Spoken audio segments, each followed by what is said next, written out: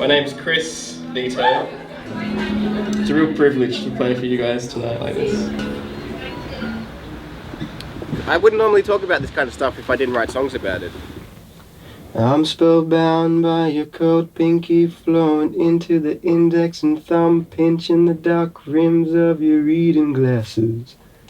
Once lowered they underline crystal clear blue eyes, inclined ever so inquisitively, like you don't need them to read me.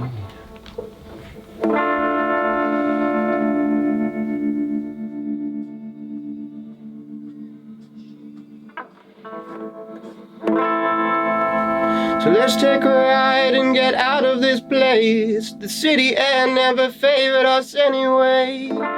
We can make all the stops we need to make, even have a picnic by the grave, mark the 13th of May, and all them demons I've been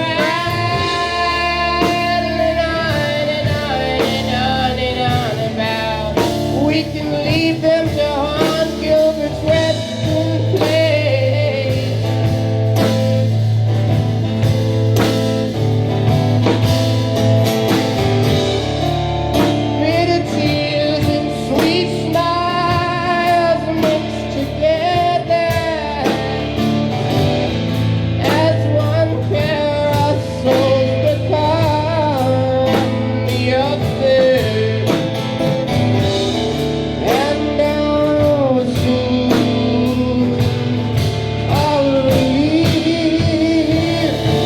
You get sad sometimes.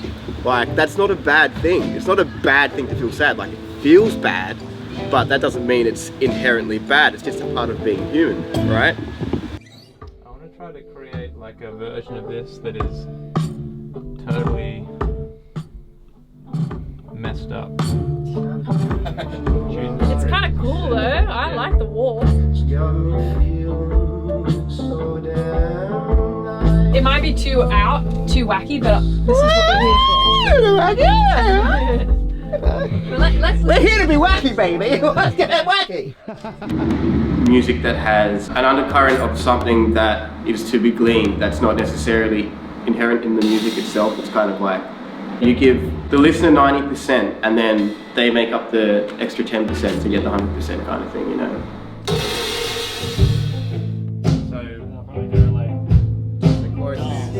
This next song is the single release. It's called Bit of Beer, Sweet Wine. It's about Emma and I's first date. We went out to the basement. Saw an Edith Piaf tribute show. We were sitting across this old couple. I think they were just friends, right? These two old ladies, yeah. And we were just having chats with them. Our first date. So it was like, instead of being just the two of us on a table, it was us two coupled with two old ladies. It's interesting. Bit of beer and sweet wine mixed together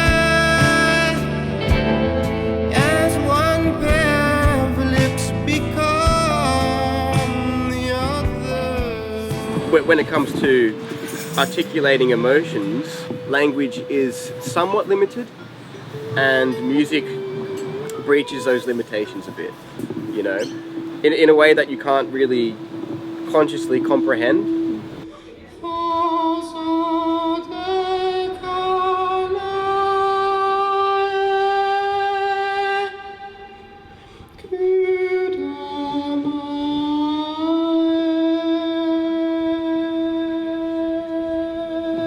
So that's I think that's why I write music, really, because there'll be something that's been eating my headspace, and I'll be like, play around with some chords, see how that feels, and then develop that a bit more into more specific stuff, lyricism,